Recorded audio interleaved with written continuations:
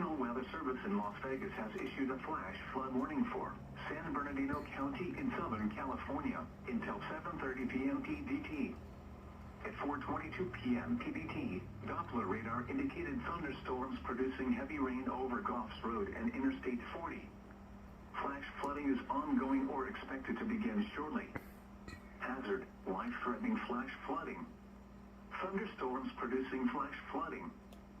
Source, radar. Impact, life-threatening flash flooding of low water crossings, creeks, normally dry washes and roads.